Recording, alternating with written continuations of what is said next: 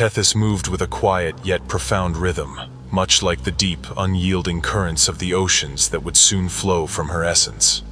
Hers was not a force of conquest or dominion, but of life itself, a nourishing, sustaining energy that coursed beneath the surface of all existence.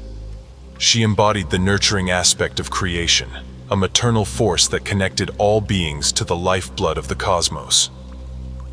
Tethys turned her gaze inward, toward the essential, unseen elements that made life possible. As I watched her rise from the primordial depths, I felt her connection to the waters that would soon cradle the earth, wrapping themselves around the land and filling every crevice with vitality. Where Oceanus, her consort, embodied the vast external seas and rivers that encircled the world, Tethys ruled the internal, unseen currents, the nurturing waters within all living things, the rivers that sustained life, and the streams that carried the pulse of existence from one generation to the next. She was born of Gaia and Uranus like her siblings, but her energy was uniquely her own. I saw her move through the cosmos with a grace that belied her immense power, her influence subtle, but all-encompassing. While others sought the grandeur of the stars or the mysteries of the night, Tethys concerned herself with the survival of the cosmos's most vulnerable. The rivers, the rain, the cycles of fertility, all flowed from her presence.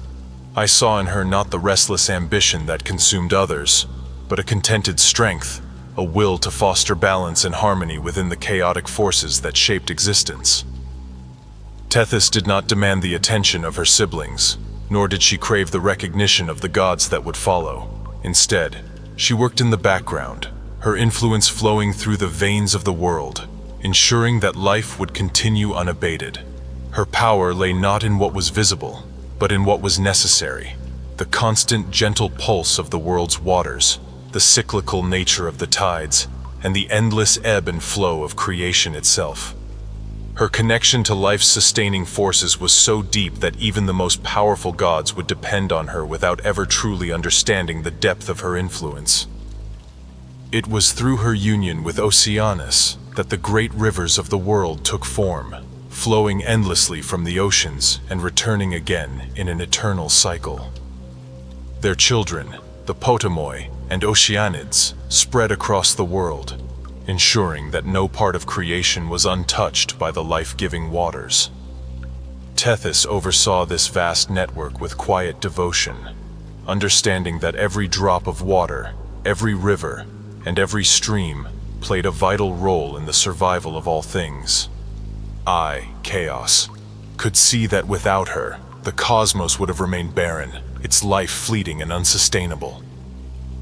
Tethys, though soft in her influence, possessed a strength that others overlooked.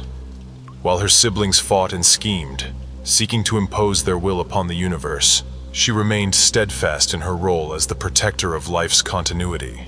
She was not drawn into the conflicts that would soon tear apart the Titans, for she understood that her place was not on the battlefield, but in the flow of existence itself. Tethys knew that no matter which god or titan sat upon the throne of power, life would continue as long as the waters flowed. This gave her a kind of wisdom that others lacked, a certainty that allowed her to remain unshaken amidst the chaos. As the Olympians rose to challenge the Titans, Tethys did not take sides. She did not fight, nor did she resist the coming changes. I saw her, standing apart from the fray, watching with a calm detachment as the old world crumbled and the new one took shape. She understood that these battles, these shifts in power, were part of a larger cycle, one that she was not meant to control, but to sustain.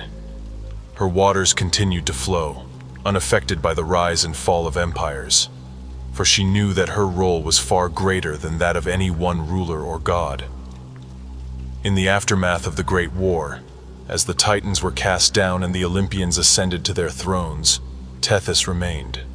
Her influence did not wane with the fall of her kin, for life still needed water, and the cosmos still needed balance. I, Chaos, watched as her children continued their work, spreading across the earth to ensure that the rivers and seas remained in harmony. While the Olympians celebrated their victory, It was Tethys who kept the world alive, her quiet strength ensuring that the cycle of life would never cease. Even as the stories of gods and titans faded into myth, Tethys endured. Her legacy was not one of glory or power, but of continuity. She was the unseen force that connected all living things, the quiet heartbeat of the world. Her waters nourished the earth, her influence shaping the flow of life itself. And though her name might not be sung in the halls of Olympus, I, Chaos, knew that without her, the universe itself would have withered and died. Tethys's power was in her patience, in her understanding that true strength lay not in dominance, but in the quiet persistence of life. She did not need to conquer, for she knew that the waters would always find their way. In her, I saw the embodiment of life's resilience, a reminder that no matter how tumultuous the cosmos might become, the pulse of creation would continue to beat, carried forward by the gentle, eternal flow of Tethys's waters.